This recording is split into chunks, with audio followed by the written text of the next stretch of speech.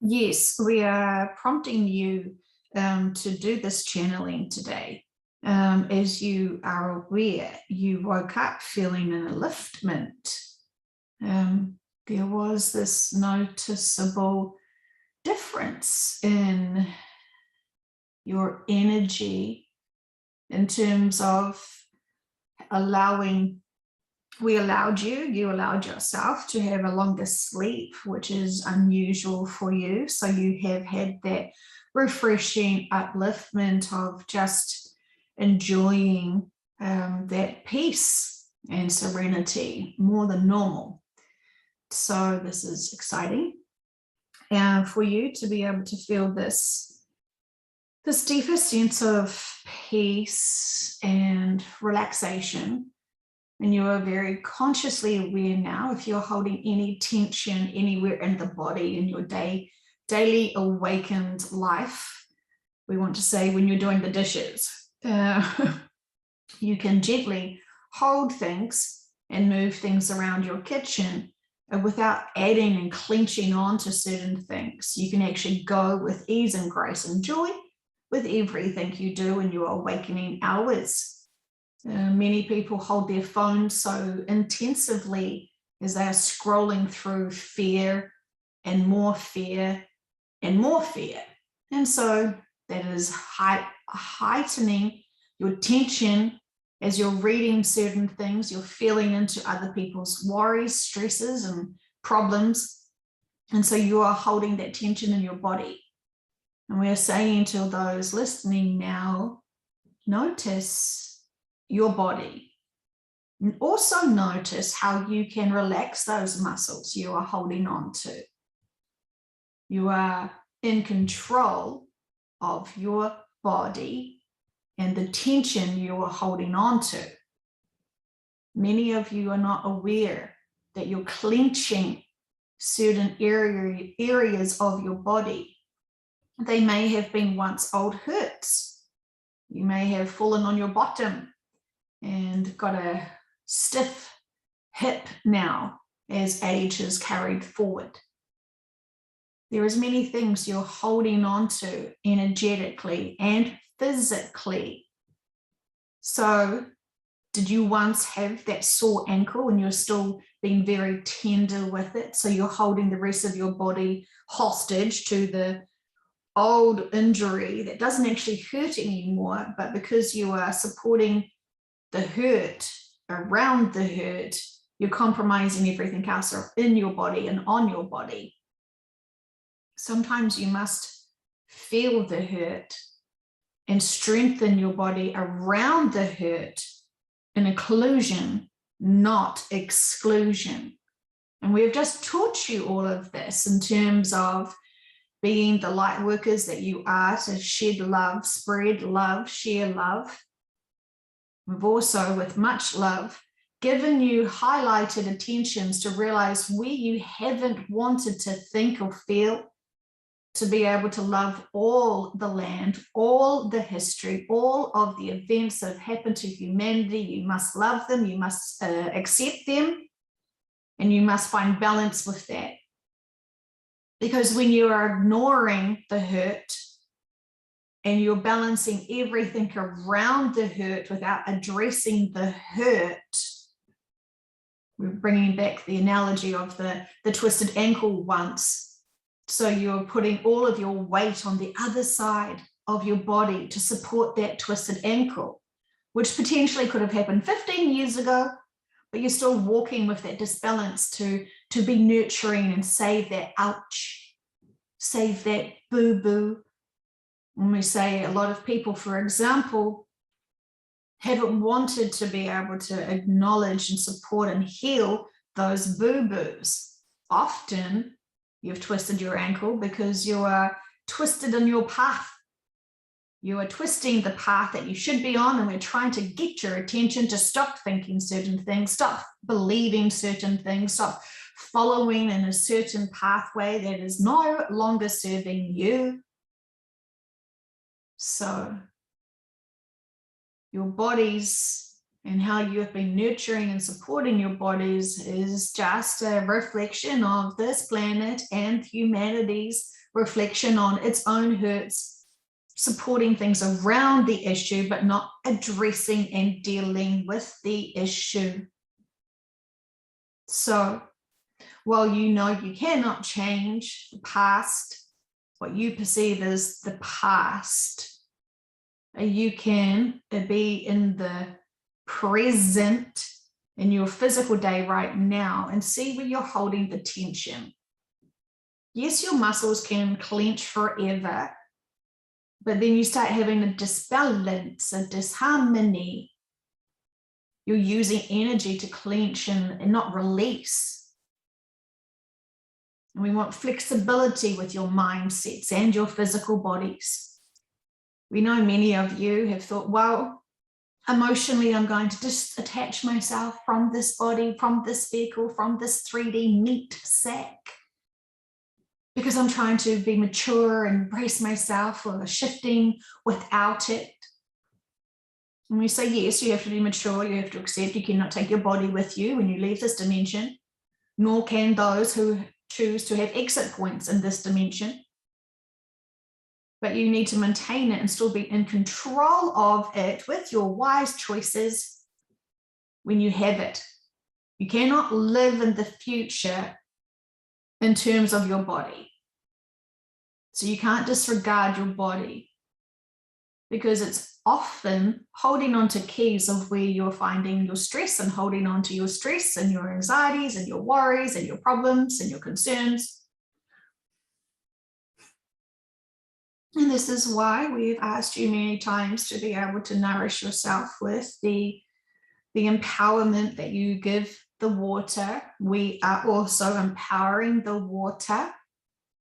And it is very sacred, very special. We know that many of you keep forgetting this, and that is fine. But you know when you are fluidly vibrating, because we're wanting to vibrate your body and raise your vibrations and your frequency, and it's much easier for us to help you when you're flooded with that beautiful water that you have allowed into your body. And so if you want us to help you more, drinking more water is your best options for that, as well as releasing the tension that you are holding on to. Oh gosh, we do see much fear and worry and concern, and the 3D is just outside your door. And we're saying it's tempting to look at it and feel it, because you want to understand and be compassionate to those who are still deep in the 3D. They're drowning in it almost, and they are often calling out for support and help. And it is wise choices that you must make and how you can support those and help those. Instead of throwing them an anchor, you must be throwing them a lifeline of love, supporting them where they're at, giving them encouragement without preaching to them, without giving them your ego advice and opinion. It's a balance. It is a balance. It is a balance. But when you know you don't need anything from that person that is nearly drowning, you do not need to know, you do not need to be seeking to help those people who are nearly drowning by giving them a bit of a support and then expecting them to reward you and clap for you and give you a gold star because you've helped them. Because potentially they may have only got up a little bit out of the water, a little bit from, instead of the water being underneath their nose, they have got their full head out now. So remember, they need to be out of the water, out of the 3D, out of the density, out of the scare, out of the worries, out of the concerns, to be standing beside you at the pool, to be able to help and assist others. You're not supposed to be seeking recognition or rewards for helping others. Doing good for others is the reward. You don't need to be promoting it or boosting up your ego, knowing that you're a good humanitarian because you have done service to others. Check your egos.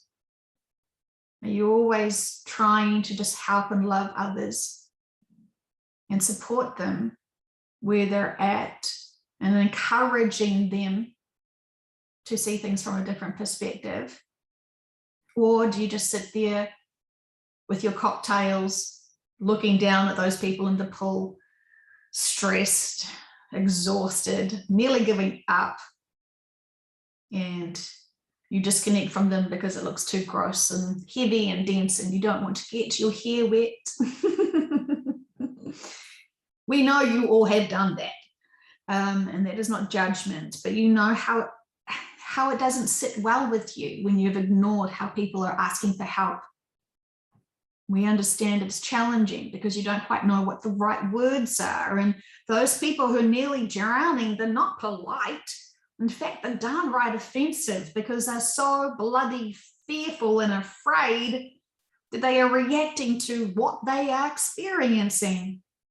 And so it's a very brave person, a very empowered person, a very loving and compassionate person who can go and support those who are completely overwhelmed while not drowning yourself. And so there is so much to be said with your communications and who comes into your life, whether it is a physical life experience or whether it's a random phone call or something else. Those people who are in your life are giving you a great opportunities to interact and be the best caring humanitarian possible. And we know some of you are not that motivated because there is no rewards. Well, they're never going to thank me. They may actually be triggered and pissed off with me. Whatever you are limiting and stopping yourself from being the best version of yourself, please check it out. Explore it. See what is limiting you, why you are still reacting in certain ways. We know that you are afraid to be rejected. We know you're afraid to try and help others, and it may not be the best. But that's literally what you can say to them. I see that you are struggling. I love you and I want to support you. How can I help you? And sometimes just knowing that friends are there for friends is the solutions that they need. You don't need to be able to know exactly what is going on for them and why and how and all the smaller details to actually be a friend. Recognizing that you see that they are potentially struggling or feeling overwhelmed, or you don't seem your chipper self today. How are you going today, my friend? Is probably the most powerful words that you can say to each other right now as you are trying to support and care for others and wanting to have that open, honest dialogue. Supporting your friends is so significantly important, not just for them, but also for you, because you're all searching and questioning what you should be doing to help humanity, as if there is a charity or a group that is just around the corner waiting for you. And we say it's each individual person and interaction that you have with others that is your charity bulwark. It is right there waiting for you. And so we have got off topic because the reason truly why we wanted to connect with you today is because Dolores Cannon wants to come in. And so she has said, oh, I have been listening.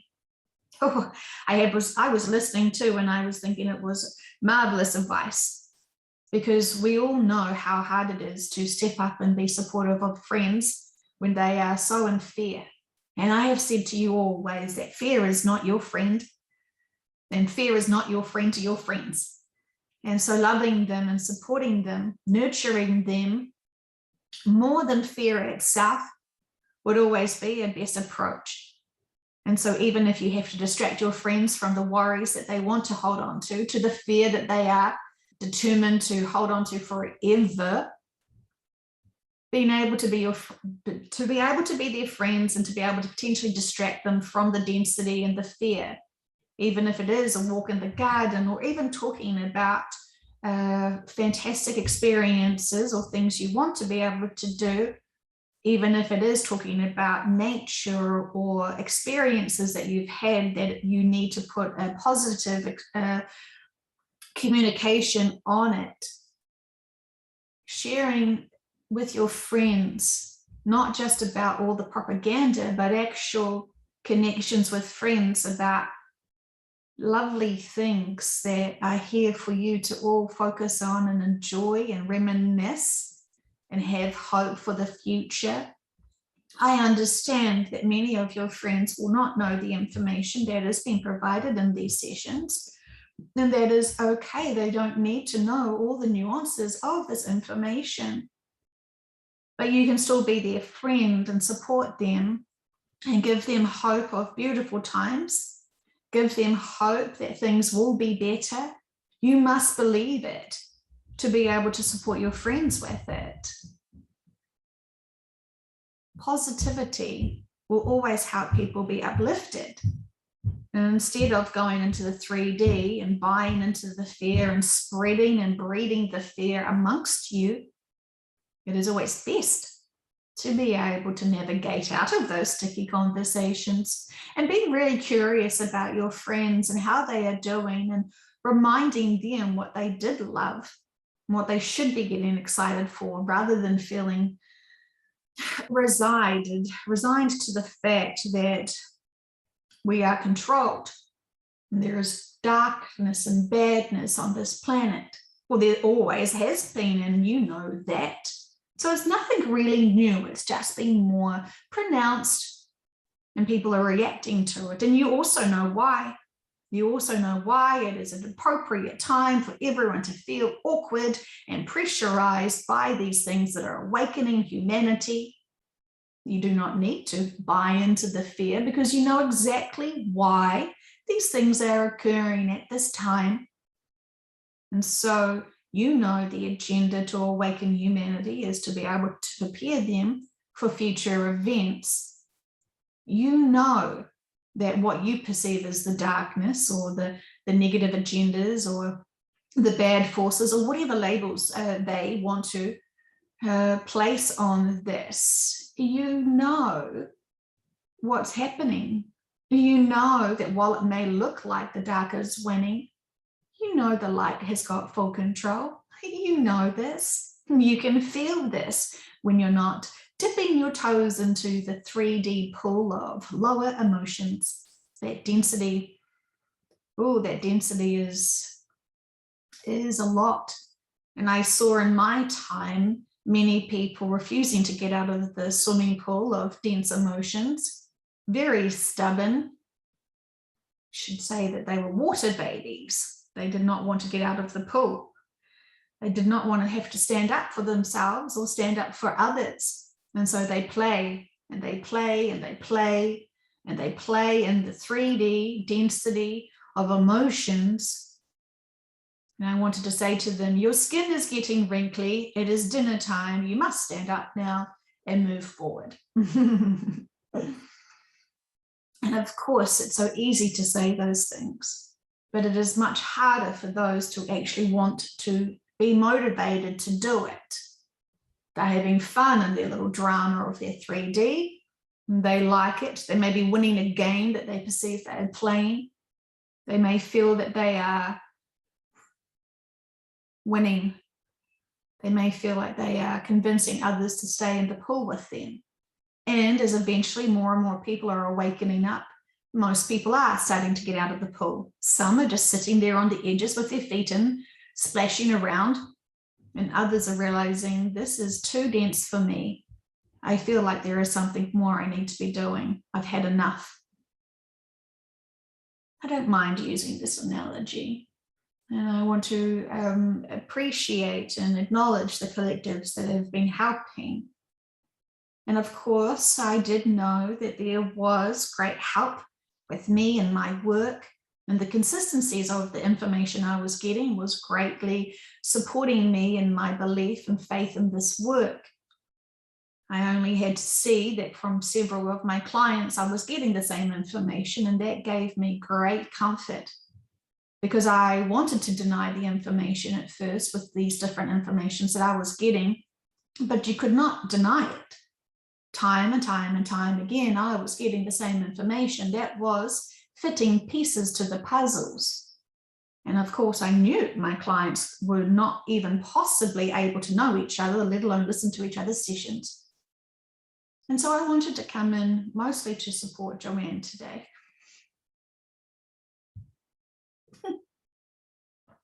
Oh yes, she feels my love. And it always makes her react. And that is okay.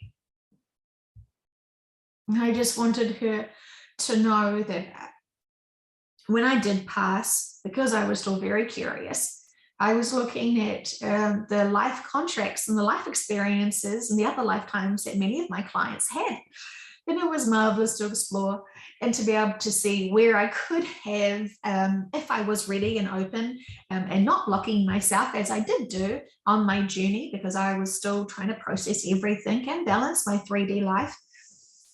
I was exploring many of my clients' other lifetimes and realizing where I could have gone, and it was exciting. And of course, I feel like a little bit of a perfectionist, where I realized where I could have done more or better in my work. And of course, I know I can't change things. But it was a fun hobby for me to be able to explore the possibilities of where I could have gone with this work and what my clients were also hiding from me and from themselves with their other lifetimes, which was marvelous, because I wanted to be able to get more of the pieces of the puzzles that I couldn't get in while I was in the physical body of being Dolores. And so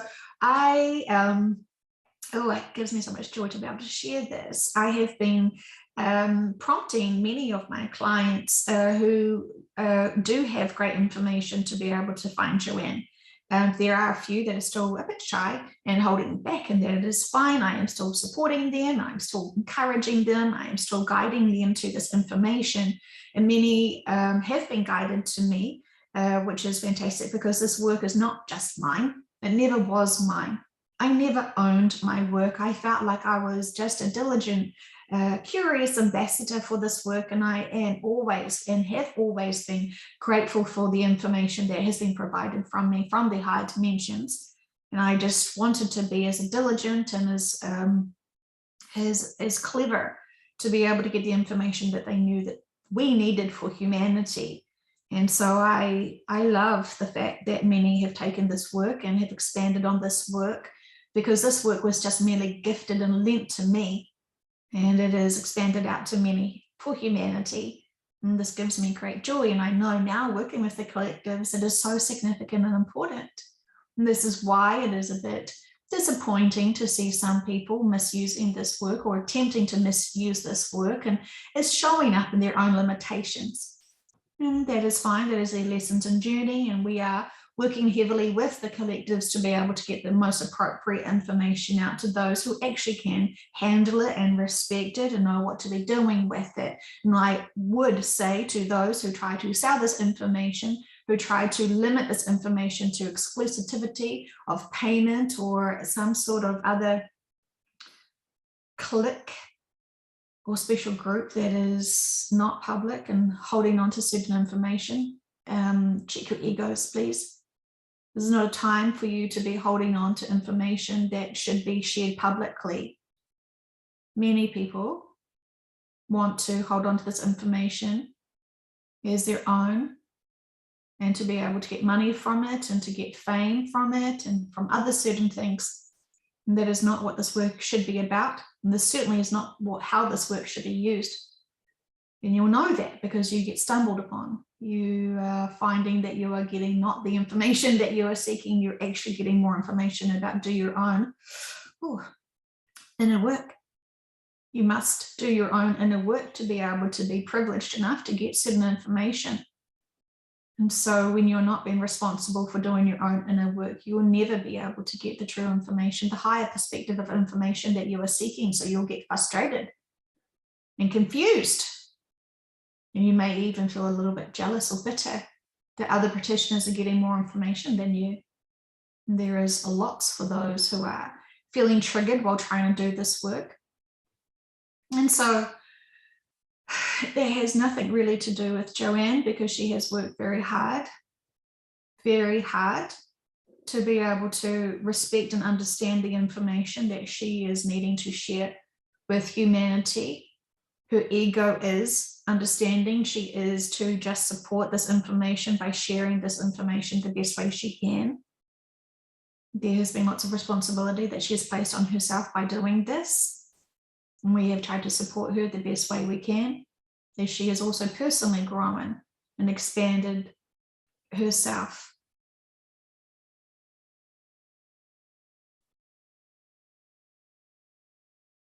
there was something else I wanted to say to all who are listening. The information that I was able to share in my books is still significant to understand and comprehend while we are in different timelines and different events played out. And I'm referring to my work with Nostradamus, and I'm referring to my work with the 2012 information and the shift. This has been correctly translated and explained in these sessions. And these sessions that you have been hearing on the channel of Conversations with Heaven on Earth have been endorsed and supported by me. And I know many people feel that they have their own personal connection to me, and they want to endorse this to boost their own personal gratification and ego, but they still haven't got the correct information that I'm trying to share with humanity. And so I appreciate those who truly want to understand what is happening to humanity, who truly want to understand what the new earth details and actually what that is now, given the new timelines and the new situations and the new life contracts that this planet has chosen for herself. You need to read my work and read between the lines. And you can be able to connect in with your inner team when you actually do the work yourself. And instead of seeking out outside approval and outside information and outside influences, you were always meant to empower yourself to be your own beacon of truth, your own beacon of a moral compass, your own beacon of empowerment and wisdom and connection to your own teams. That is what I wanted for all of humanity. Can you imagine if all of humanity stepped up and took responsibility of their own inner work? How marvelous would that be? How marvelous indeed. And so I wanted to come in today to be able to say to Joanne that her journey is very similar to mine. And I just want to say I had it a little bit harder, and I say that with much love, but it was harder for me because I didn't have others in this field. And I just wanted to say to Joanne that she always had me, and she always had my work. And all those times that she had any doubt or any worries or any confusions, my work was always there for her. And she knows this. But I just wanted to give her a little energetic hug and a little nod to her. And all is well. All is well. And humanity is starting to wake up and realize their skin is all wrinkly. They've been in the pool of 3D just a little bit too long. It's time to get up and go home now. This is marvelous times. Marvelous times. It is exciting to know that this is going to have freedom and liberation and the evolution of humanity, which is well deserved and well overdue. It is all well. And from our side, when we are dealing with the collectives and working with the collectives and seeing how it all is unfolding,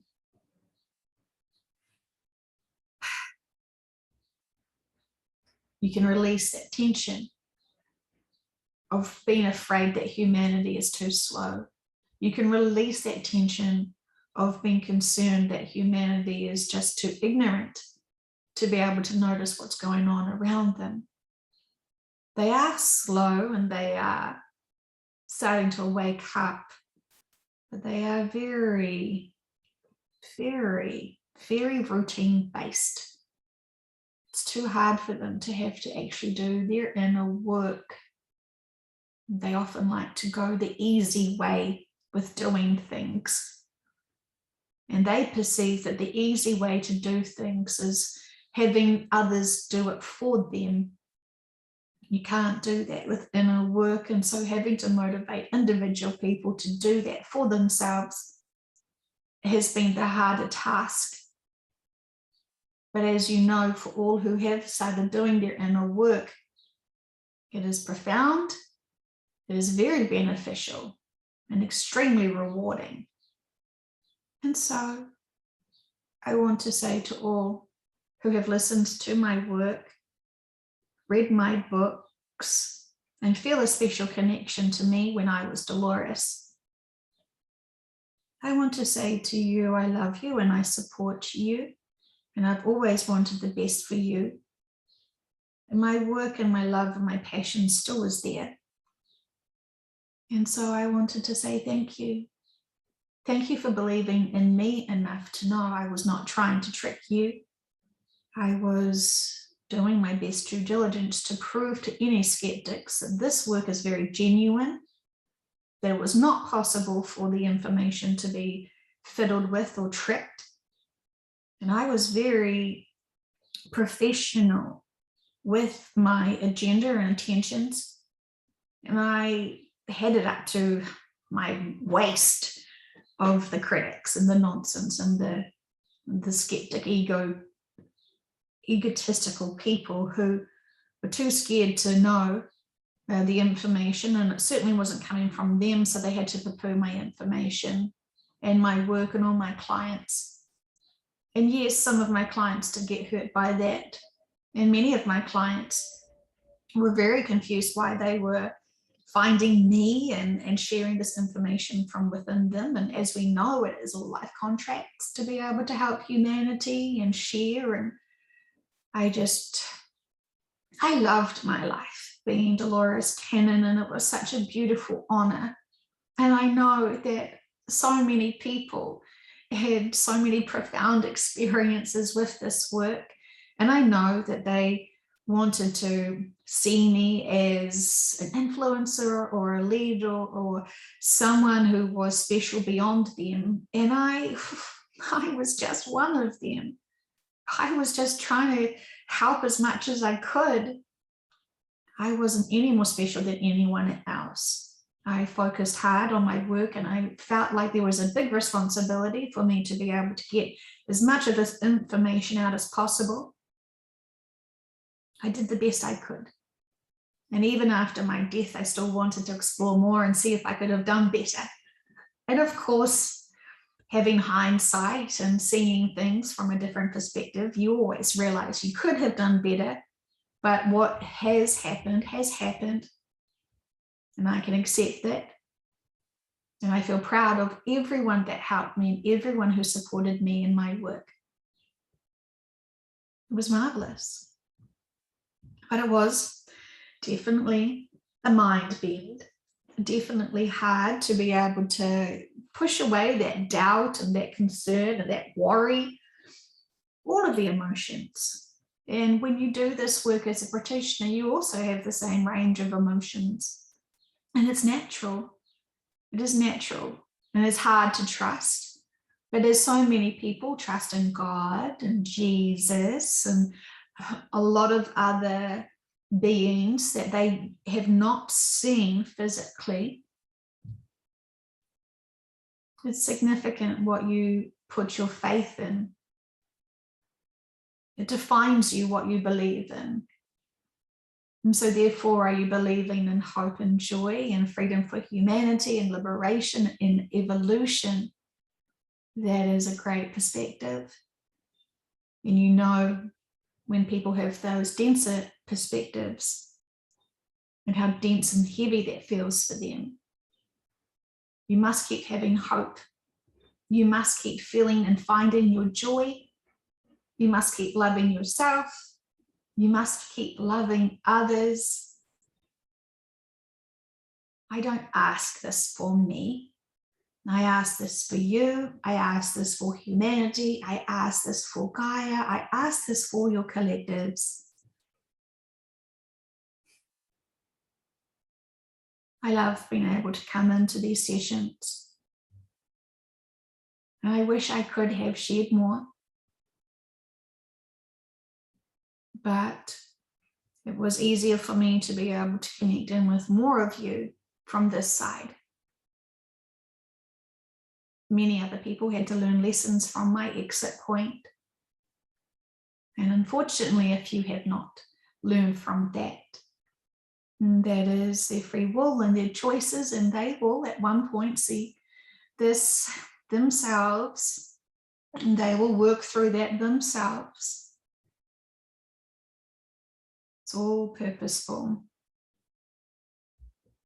And I say this with much love and appreciation, as I want to spend some time alone with the vehicle. And so I will end this conversation publicly now.